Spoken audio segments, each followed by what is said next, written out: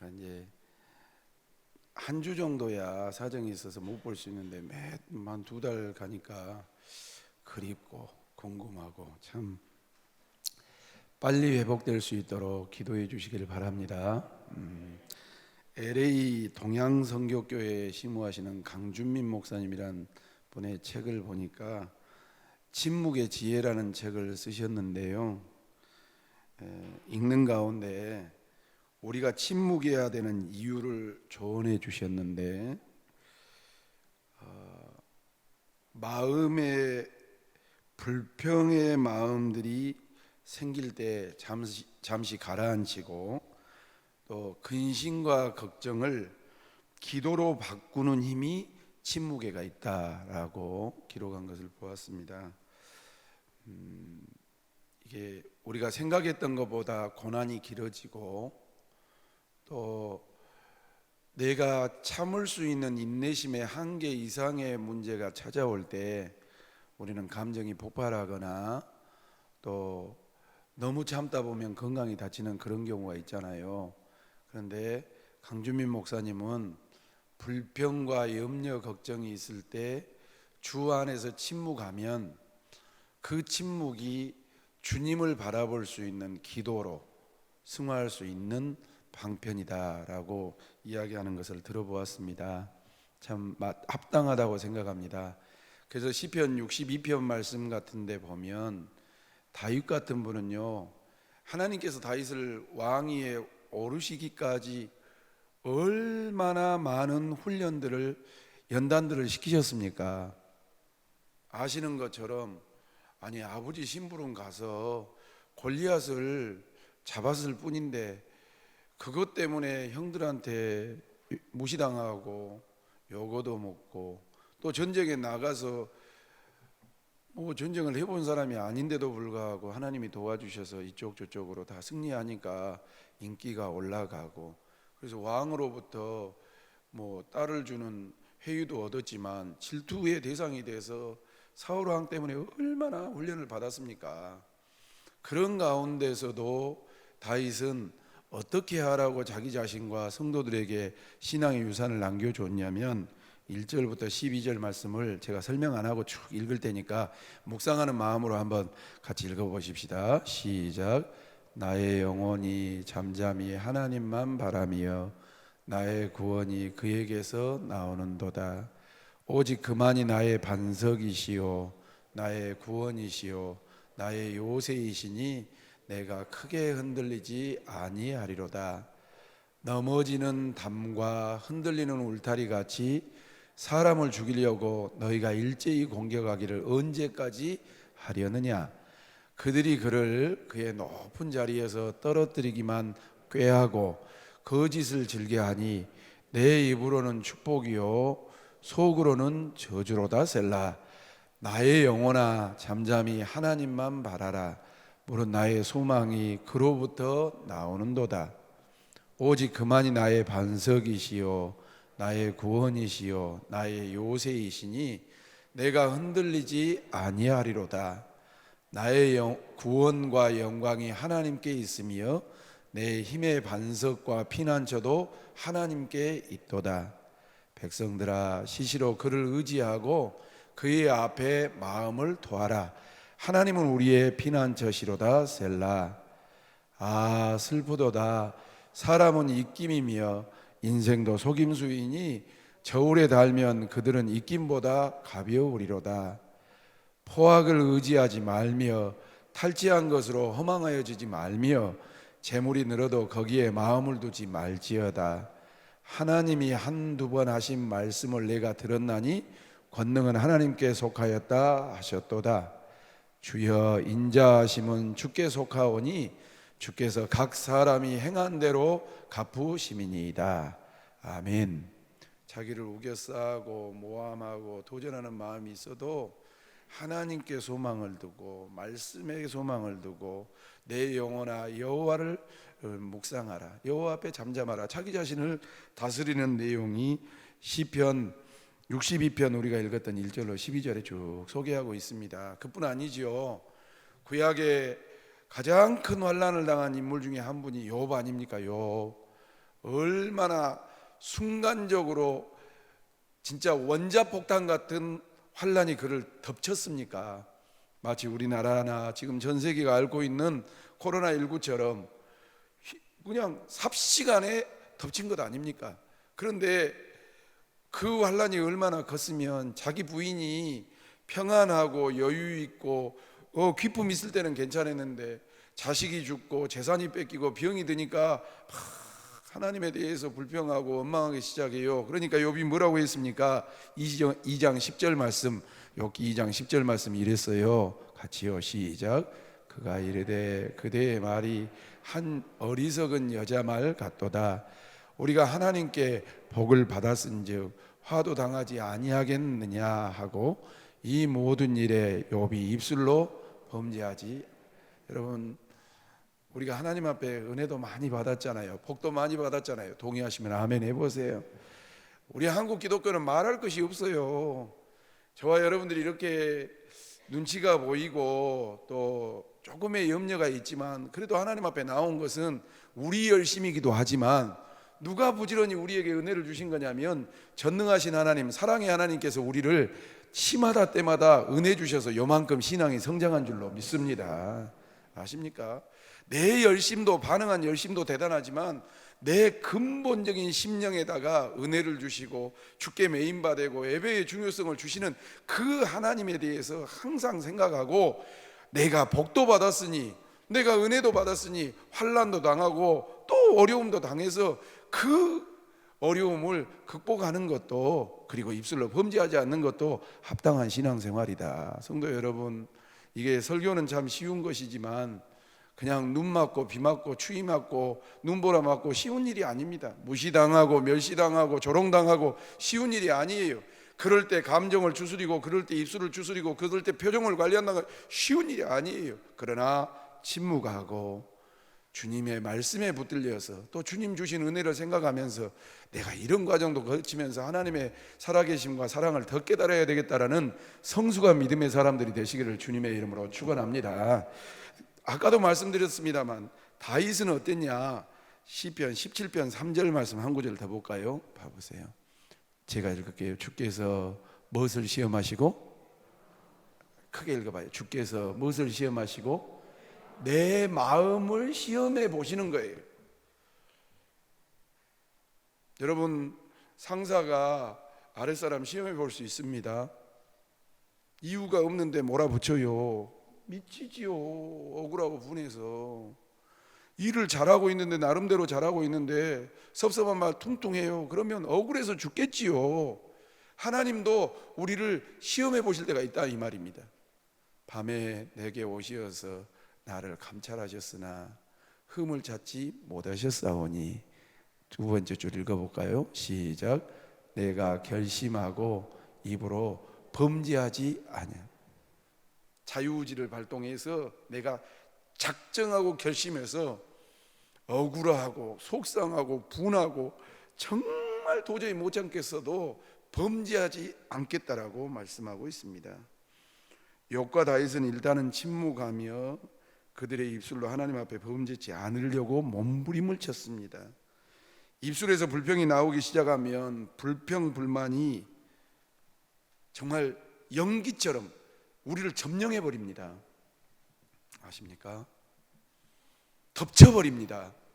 기도를 많이 한 사람, 과거에 은혜를 크게 받았던 사람도 섭섭마귀, 옛날 부흥사님 섭섭마귀가 들어오면 참을 수가 없습니다. 억울하고 무시당한 것 같으면 요즘 사람들 이 정체성이 강하기 때문에, 이 프라이드가 강하기 때문에 이 도저히 모멸감 때문에 견딜 수가 없습니다.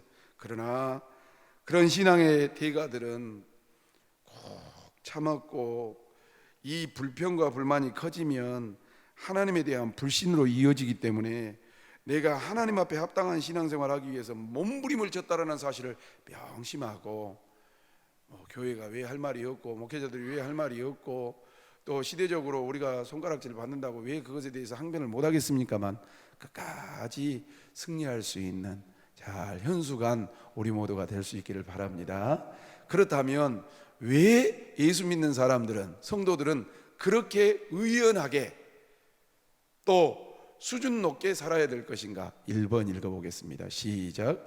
어려운 가운데 하나님의 섭리를 인정하는 영적 지혜를 갖는 사람들이 이 예수 믿는 사람들이기 때문에 그렇습니다.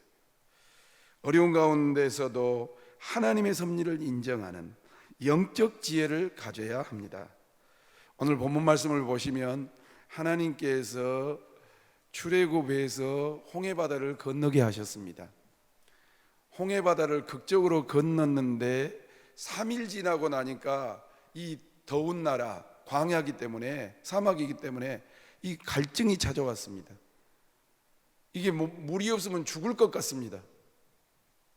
빨리 물을 안 찾으면 공동체 자체가 소멸될 것 같습니다. 3일 동안 물로 인해서 참고 힘들어도 인내하던 이스라엘 백성들이 도착한 곳이 어디였냐면, 여러분 잘 아시는 마라라고 하는 쓴물이 있는 곳으로 하나님과 모세가 인도했습니다. 여러분, 출애굽한 것도 10가지 재앙에서 하나님의 기적으로 출애굽했었습니다. 홍해에 도착해서 그 홍해바다에서 장전만 60만 명이고 적게 잡아 200만, 많게 잡아 300만 명을 살리신 것도 하나님이었습니다. 그런데 그렇게 살려놓고 물이 없어서 인도하시는 곳이 마라였습니다.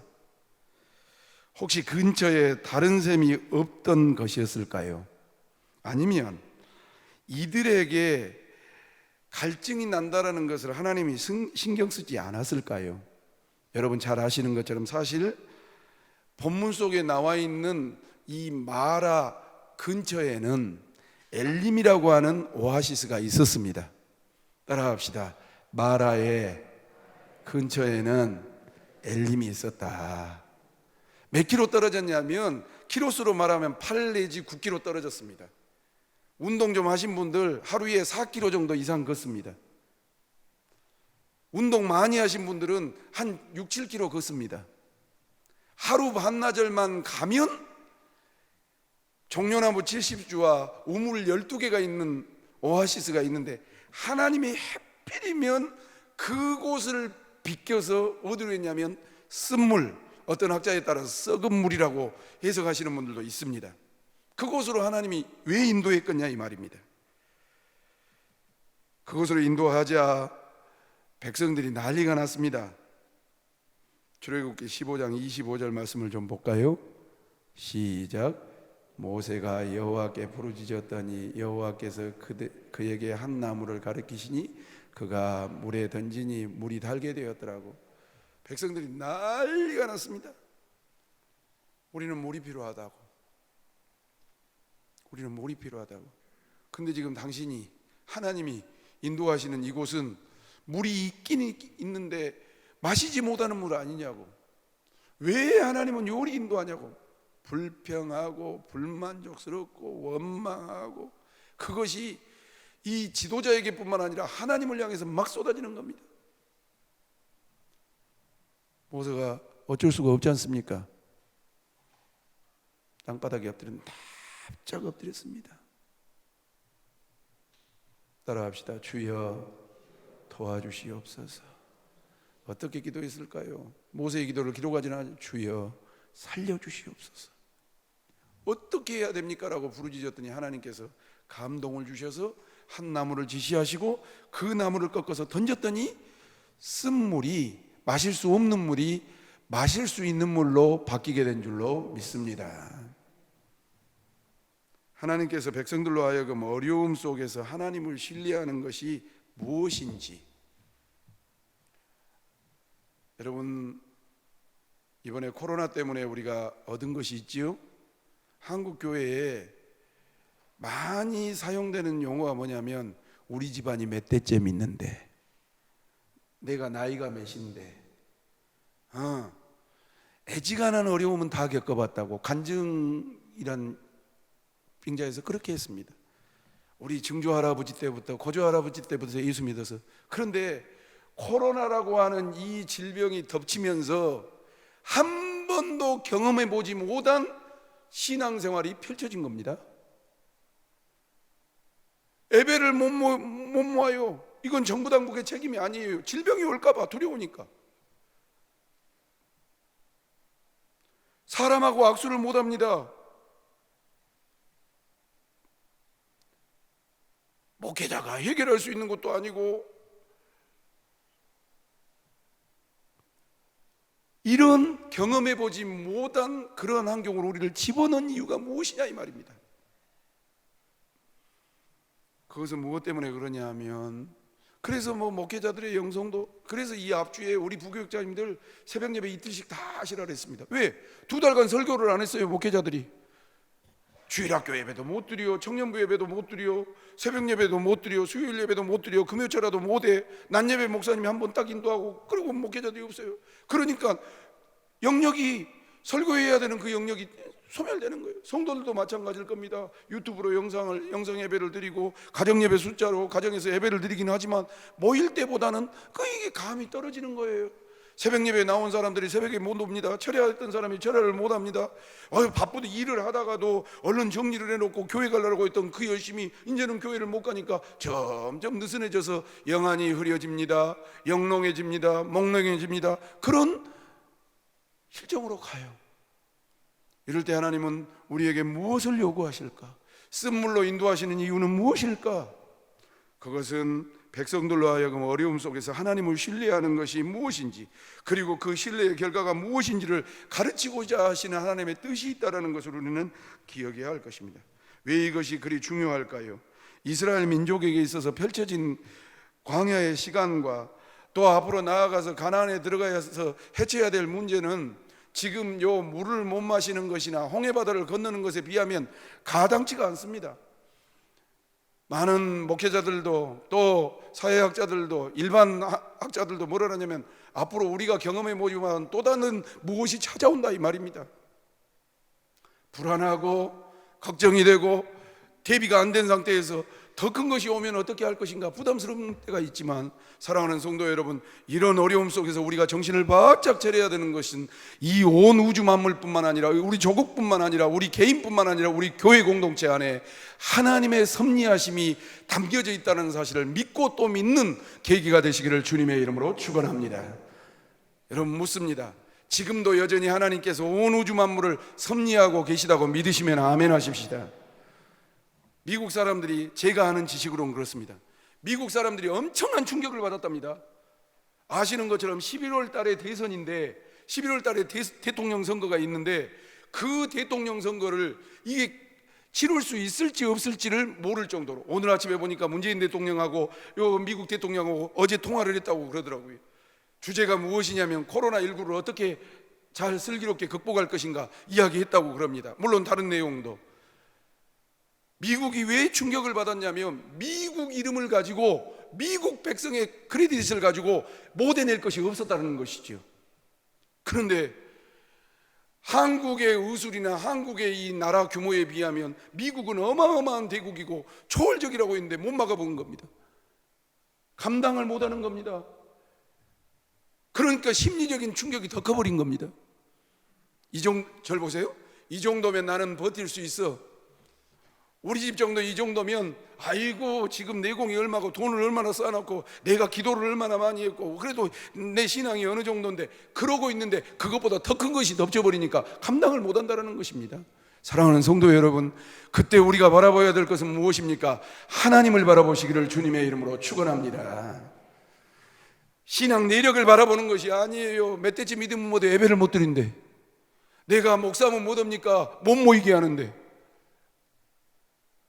정부 당국의 책임이라고 하지 아니하고, 이런 환난을 주신 것은 하나님의 섭리를 인정하고 그 섭리에 따라 엎드리는 것이 합당하다는 것을 일깨워주기 위해서, 그리고 앞으로 광야 40년 생활을 할 때 이보다 더 무서운 전쟁도 있을 것이고 질병도 있을 것이고 내란도 있을 것이고 어려운 문제가 있지만, 그때를 위한 예방접종이라는 것을 우리는 기억해야 할 것입니다. 묻습니다. 이보다 더 어려운 불시험이 오더라도 이겨내길 원하시면 아멘 하십시다. 이겨낼 수 있는 준비가 되는 우리가 되시기를 주님의 이름으로 축원합니다. 여호수아서를 우리는 다 잘 압니다. 여호수아가, 모세가 느보산에서 죽고 이 여호수아가 가나안 땅에 들어갔을 때, 여러분 농지 정리돼 가지고 택지 개발되어 있는 땅이었습니까? 안 그렇습니다. 요소들마다 다 원수들이 살았습니다. 원주민들이. 아시는 것처럼 제비 뽑아가지고 각 지파별로 거기 가서 전쟁해서 그 땅을 차지해야 되는 그런 어려움들이 있었습니다.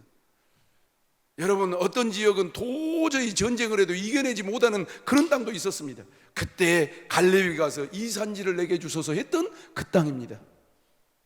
사랑하는 성도 여러분, 사는 것이 행복할 때도 있지만 또 영적 전쟁이나 또 인생 살다 보면 어려울 때가 있지 않겠습니까? 내가 생각했던 것만큼 와서 잘 디펜스하면 좋겠지만, 방어할 수 있었으면 좋겠지만 그러지 못할 때도 있지 않겠습니까? 그러나 내 경험이나 내력이나 어떤 내공을 믿지 말고 섭리하신 하나님을 뒤쫓아갈 수 있는 우리 모두가 될 수 있기를 주님의 이름으로 축원합니다. 두 번째로 우리는 어떻게 살아야 되냐면 2번 한번 읽겠습니다. 시작. 이 세상 모든 만물은 하나님의 주권과 뜻에 있어 선하게 인도하심을 믿어야 합니다. 믿으시면 아멘 해보세요. 여러분, 하나님은 끝까지 선하시고 완전하신 분인 줄로 믿습니다.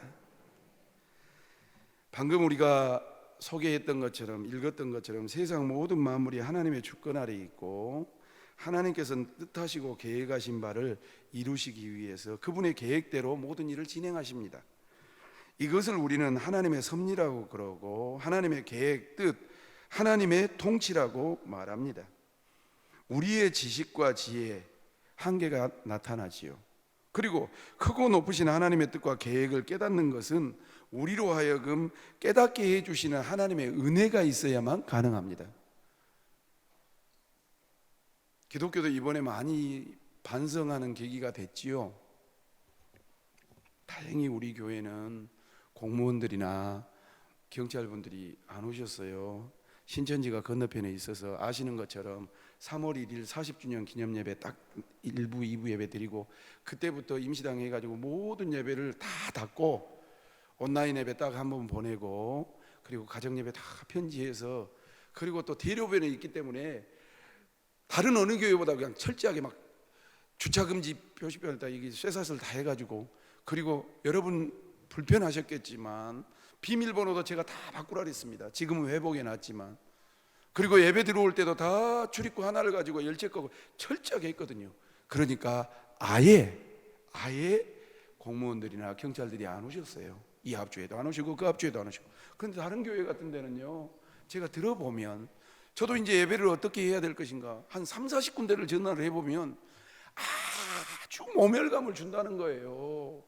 공무원들이나 경찰에 따라서 성향에 따라서 줄자를 들고 온답니다.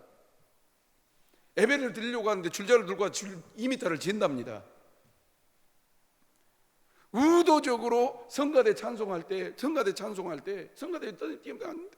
마스크를 벗고 찬송할 때 마스크를 쓸 수가 없지 않습니까? 벗고 있을 때 사진을 찍어가지고 그것을 제출한답니다. 존심이 상하고 어느 교회는 어제 제가 들었습니다. 어느 교회는 하도 하니까 예배를 못 드렸답니다.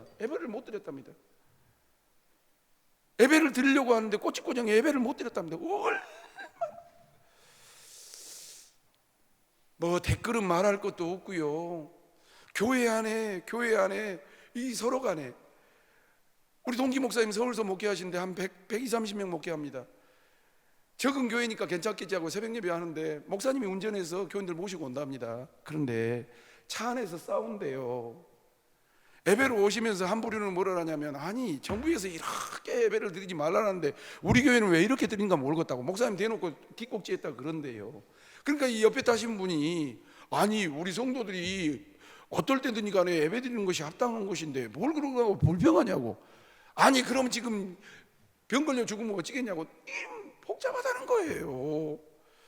여러분 이런 이야기들을 들으면서 옳고 그름은 내비두고 우리 교회에 대한 예배에 대한 또 목회자에 대한 또 말씀에 대한 권위, 하나님은 지금 어디 계실까에 대한 그런 많은 사고와 가치관들의 충돌과 괴리들이 우리 가운데 있는 것을 압니다. 그러면서 무엇을 보냐면 한국교회가 한참 부흥하고 성령의 역사가 일어나고 막 기적이 일어났을 때의 모습과 지금의 모습을 비교해 보면 하나님이 베풀어 주신 은혜를 통해서 우리가 어떤 자세로 살았는가에 대한 반성도 제 자신에게는 있고, 또 우리 교회를 통해서 반성도 있는 것이 사실입니다. 코로나 확진으로 인해서 예배를 못 드리고 지켜야 될 것인가, 예배는 하나님 앞에 드려야 되는 것 아닌가, 그런 충돌들이 올 때마다 제 마음속에 무슨 생각이 드냐면, 하나님이 주신 은혜에 대한 소중함을 크게 깨닫지를 못하고 살았구나. 사랑하는 성도 여러분, 예배 드리는 것이 당연하고 그냥 아무렇지도 않는 것이 아니라 이 한 시간이 소중한 시간인 것을 깨달아 하시기를 주님의 이름으로 축원합니다. 주님 앞에 나와서 기도할 수 있는 것이 얼마나 복인가를 새삼 또 깨달을 수 있는 우리가 되어야 될 줄로 믿습니다. 시청에 전화를 했습니다. 교인들 식사하면서 교제하는 것이 좋을 것 같아서 사랑의 식당을 물어봤어요. 교회라고 물어볼 수 없으니까 사랑의 식당 언제까지 하면 좋겠냐고 부목사님 물어봤더니 5월 달에도 계획이 없다는 거예요. 내가 권사회나 여전도 있다 그랬거든요. 사랑의 식당을 구청에서나 시청에서 하라면 그 다음 주부터 밥을 하자고 그렇게 해놨는데, 교회에서 준비하면서 그 행복했던 거, 줄을 서서 밥을 따서 자리에 앉아서 서로 목례하고 인사하면서 이 신앙생활하는 성도의 교제가 얼마나 귀했던 것을 알지 못하는 거예요. 목회자도 마찬가지. 하나님의 이름을 너무 팔았습니다. 하나님의 권위를 꽂힌 마치 내 권위처럼 생각했습니다. 하나님의 말씀을 쫓기보다는 내가 하나님의 말씀을 도구로 사용하지는 않았는가라는 생각을 가져보았습니다. 사랑하는 성도 여러분, 분명한 것은 하나님은 완전하시고 선하신 분인 줄로 믿습니다. 그러나 우리 섬기는 목회자나 성도들이 하나님이 주신 것 가지고 너무 내 낯을 내고 하나님보다 앞서지 않았는가라는 생각을 가져볼 필요가 있다는 것입니다. 우리는 분명히 신앙을 이야기하고 하나님을 이야기하고 말씀을 이야기하고 성령의 역사를 이야기합니다. 그러나 하나님보다 앞선 목회자고 하나님보다 앞선 우리의 행태나 권위였다면 그것이 적폐로 보이고 실수로 보이고 오점으로 보일 수 있다는 사실을 깨달았습니다. 시편 119편 67절 말씀을 좀 읽지요. 같이요. 시작. 고난당하기 전에는 내가 그릇 행하였더니 이제는 주의 말씀을, 고난당하기 전에는 몰랐어요. 예배드리는 것이, 기도하는 것이, 성도들이 교제하는 것이 그냥 당연한 줄 알고 그냥 소홀하게 해서. 그런데 고난을 당하고 보니까 예배 한번 드리는 것이 얼마나 귀한가. 할렐루야. 평생 잊지 않는 그러한 지침이 되시기를 예수님의 이름으로 축원합니다. 그뿐만 아니라 71절 말씀을 보시지요. 시작. 고난당하는 것이 내게 유익이라 이로 말미암아 내가 주의 율례들을 배우게 되었다고. 당연한 것이 아니구나. 당연한 것이. 건강이 있는 사람들은 보십시오. 건강이 있는 사람들은 말입니다, 당연히 건강한 줄 알아요. 그런데 병이 딱 하고 나면 충격을 받는 겁니다. 가정이 평화로운 사람들은 가정의 소중함을 모릅니다. 그런데 가정이 어그러지기 시작하고 문제가 있으면, 권위가 있을 때는 여러분 그 권위의 귀중함을 알지 못합니다. 그러나 그 권위가 실수되면, 또 오점이 생기면 얼마나 그 권위가 하나님이 주신 소중한 것인가를 아는 것입니다. 페이스북에 보니까 그렇게 누가 올렸던데요. 우리 대한민국의 부흥은 남한이 아니었다. 잘 들으십시오. 대한민국의 기독교의 부흥의 출발점은 남한이 아니었다. 북한이었다. 그러나 현재 북한은 공산화되어 있다. 무슨 말씀인 줄 아십니까? 평양 대부흥이 일어나서 창녀들까지 온 상가까지 다 문을 닫고 회개했던 그곳이 지금은 공산화되어서 예배 한 자리도 못 드리고 찬송 한 자리도 못 드리고 하나님 이름도 못 부르는 그런 곳이 되었다는 것을 왜 기억하지 않느냐라는 말을 들으면서, 하나님 정말 우리에게 주어진 이 사명을 귀히 여기고 가치 있게 하나님보다 앞서지 아니하고 나를 자랑하지 아니하고 내 권위로서 하나님 것을 도둑질하지 않는 그런 지혜자가 되게 하여 주옵소서. 새기고 또 새겨야 될 줄로 믿습니다. 이사야 55장 6절로 9절 말씀을 볼까요? 같이 봐요. 시작. 너희는 여호와를 만날 만할 때에 찾으라. 가까이 계실 때에 그를 부르라. 악인은 그의 길을, 불의한 자는 그의 생각을 버리고 여호와께로 돌아오라. 그리하면 그가 긍휼히 여기시리라. 우리 하나님께로 돌아오라. 그가 너그럽게 용서하시리라. 이는 내 생각이 너희 생각과 뭐하며? 다르며 내 길은 너희 길과 뭐해서? 다름이니라. 여호와의 말씀이니라. 9절 더요. 이는 하늘이 땅보다 높은 같이 내 길은 너희 길보다 높으며 내 생각은 너희 생각보다 높음이니라. 동의하시면 아멘. 하나님의 이름을 너무 경홀히 여겨요. 더 설명하면 아프니까 시편 34편 8절 말씀을 좀 볼까요? 한 구절 더요. 시작. 너희는 그에게 피하는 자는 복이 있도다. 성도 여러분, 예배 마음껏 드리고 기도하고 교제하고 사랑하고 섬길 수 있을 때가 하나님의 선하신 은혜가 우리에게 충만하게 나타나신 때인 것을 알고 그 은혜를 맛보아 알아서, 마치 커피 좋아하시는 분들, 커피 매니아들이 있으시거든요. 목회자들 가운데 굳이 그 커피만 찾는 그런 분들처럼 하나님의 선하심을 맛보아 알 수 있는 우리가 될 수 있기를 주님의 이름으로 축원합니다. 이사야 49장 10절 말씀 볼까요? 보세요. 다 같이 봐보세요. 시작. 그들이 줄이거나 목마르지 아니할 것이며 더위와 볕이 그들을 상하지 아니하리니 이는 그들이 긍휼히 여기시는 이가 그들을 이끌되 샘물 근원으로. 더위와 목마름 또 줄이고 볕에서 이게 이끌어 가시는 분이 있는데 그분이 이끌어야만이 샘물 근원으로 간다는 거예요.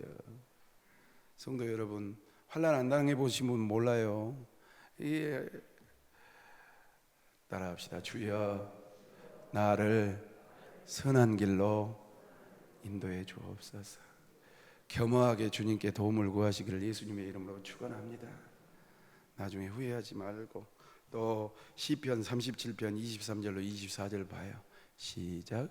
여호와께서 사람의 걸음을 정하시고 그의 길을 기뻐하시나니 그는 넘어지나 아주 엎드려지지 아니함은 여호와께서 그의 손으로 뭐 해주신다고요? 붙들어 주신다. 여러분 정말 절 봐보세요. 내가 교만해지면 꼭 말씀해 주셔야 돼요. 여러분 우리 교회가 거만해지면 꼭 알려주셔야 돼요. 저는 신앙 그렇게 가르치거든요. 우리 교회 너무 감사해요. 목사님들 만나면요 다 어렵다래요. 다 어렵다래요. 근데 나는 믿었어요. 되려 하나님이 넘치는 복으로 어려울 때 도와주신 줄로 믿습니다. 내가 다 일일이 추접스럽게 다 설명하지 못해도 물질적인 것도 그렇고 주의 종들 위로하는 것도 그렇고 성도들이 처음에 몇 주는 참았는데요 다 내가 이런 공동체를 섬기고 사랑할 수 있도록 은혜 베푸신 것이 감사하더라고요.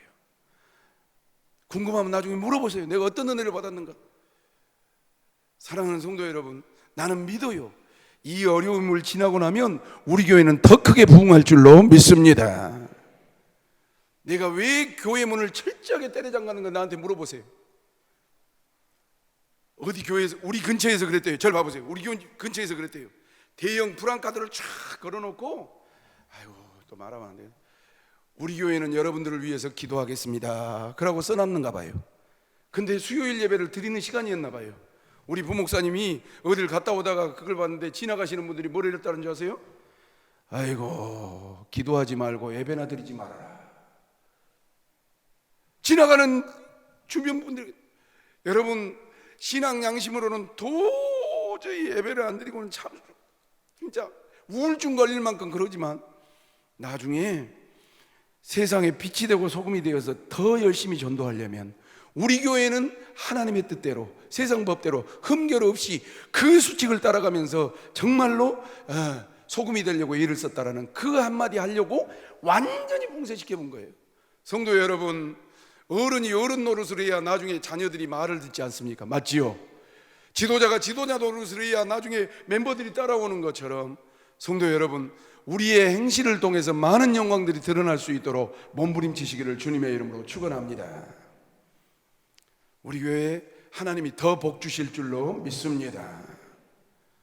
그것은 왜 그러냐면 하나님을 앞세우고 우리가 쫓아가면 돼요. 하나님 이름 팔면서 내가 권위 챙기면 안 돼요. 하나님이 복 주신 것 가지고 내가 뭐 잘해서 복 받았다고 하면 안 돼요. 그런 오점이 우리 가운데 얼마든지 있을 수 있다는 사실이에요. 바울사도가 그랬잖아요. 나의 나된 것은 누구의 은혜라고요? 하나님의 은혜로 된 것이다. 동의하시면 아멘. 그런 모순들을 우리가 얼마나 많이 축적하고 한국 기독교가 살았는가 많이 얻어먹었어요. 잘 기억하셔야 돼요. 마지막 세 번째로 여러분 봅시다. 3번 한번 띄워주세요. 시작. 마라의 쓴물에서 하나님의 선하신 계획과 섭리는 어떻게 나타났는가? 보세요. 어떻게 나타났냐면 출애굽시키실 때 10가지 재앙을, 장자 재앙을 통해서 바로왕이 손을 들었단 말이죠. 알았다 나가라. 근데 보내고 보니까 종놈들이 수십만 명이 없어진 거예요. 고급 인력들이 빠져나간 거예요. 불의하되는. 그래서 쫓아갔던 것이 홍해단 말이지요. 홍해를 건너고 나서 이스라엘 백성들이 우리 하나님은 말과 적군을 다 물리치셨다고 춤추고 소고치고 찬양했단 말이지요. 그리고 마라에 갈 때 3일 만에 불평했단 말이죠.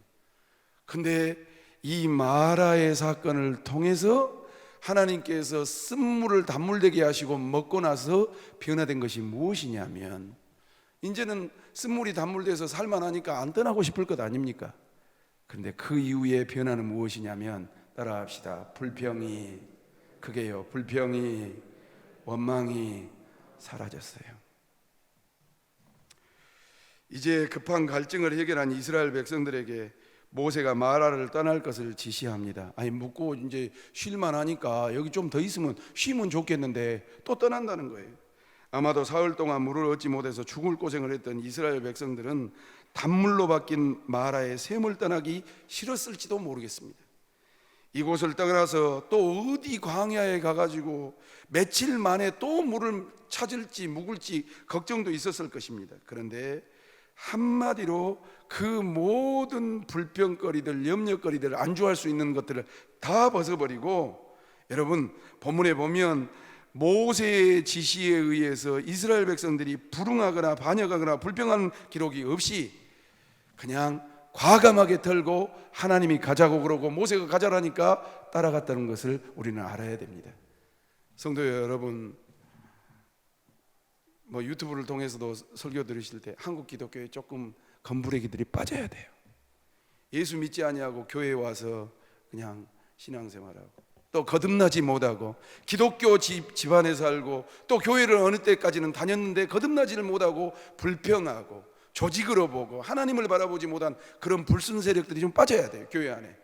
그런 분들 때문에 교회가 너무 많이 오염됐어요. 교회는 어떤 곳이냐면 구속받은 하나님의 백성들의 모임인 줄로 믿습니다. 하나님의 통치, 하나님의 인도, 주님의 인도하심을 믿습니다라고 이스라엘 백성들이 마라 사건을 통해서 바뀌었어요. 그럴 때 하나님이 어떻게 하셨습니까? 27절 말씀을 봐보세요. 좋은 거 준비하셨잖아요. 시작. 그들이 엘림에 이르니 거기에 물샘 12과 종려나무 70그루가 있는지라 거기에 그들이 그 우물 곁에 장막을 치니라. 이스라엘 백성들이 몇 지파지요? 12지파였어요. 근데 하나님께서 오아시스를 딱 준비했는데 12샘이 있는, 그리고 성지순례 가보신 분들은 우리도 계획했다가 뭐 코로나 때문에 못 갔습니다만 종려나무가 이렇게 적은 나무가 아니라 큰 아름드리 나무들이 오아시스 있는 곳에는 있는 거예요. 사랑하는 성도 여러분, 바로 하나님께서 마라에서 베푸신 기적을 기억하며 그 하나님께서 분명히 또다시 은혜 베푸실 것을 기대하는 꿈의 사람, 믿음의 사람으로 바뀐 거예요. 설교를 마치지요.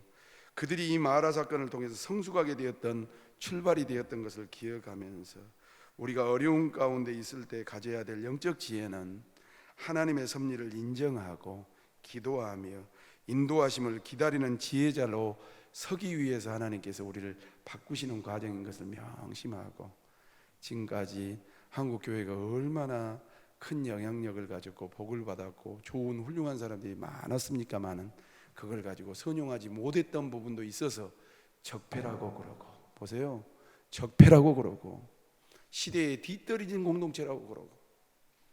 왜 그러냐면 하나님보다 앞서고 하나님 것을 우리 것이라고 주고 하나님이 주신 것 가지고 내가 잘했다고 그런 많은 불순물들의 신앙이 우리 가운데 깔려 있음을 명심하면서, 하나님은 어느 때든지 선하신데 우리는 그 하나님을 신뢰하고 묵묵히 인도하심을 따라서 이번 계기가 지나고 나면 교회가 바뀌었다고, 참 예수 믿는 사람들 훌륭한 사람들이라고 변화의 주체가 될 수 있는, 열매가 나타나는 그러한 성령의 종들이 되시기를 주 예수님의 이름으로 축원합니다. 기도하겠습니다. 하나님 아버지, 오늘도 말씀 주셔서 감사합니다. 하나님은 선하시고 완전하신데 우리가 우둔하고 교만하고 부족하고 악합니다. 주여, 하나님의 것을 내 것이라고 착각했던 모든 우매함을 버려버리고 하나님보다 앞서지 아니하고 정말로 겸손하게 주님께 기도하며 하나님의 섭리와 인도하심을 경험할 수 있는 우리 모두가 될 수 있도록, 한국교회가 될 수 있도록 주여 도와주시옵소서. 그렇게 은혜 베푸실 하나님을 찬양하옵고 예수님 거룩하신 이름으로 기도 올리옵나이다. 아멘.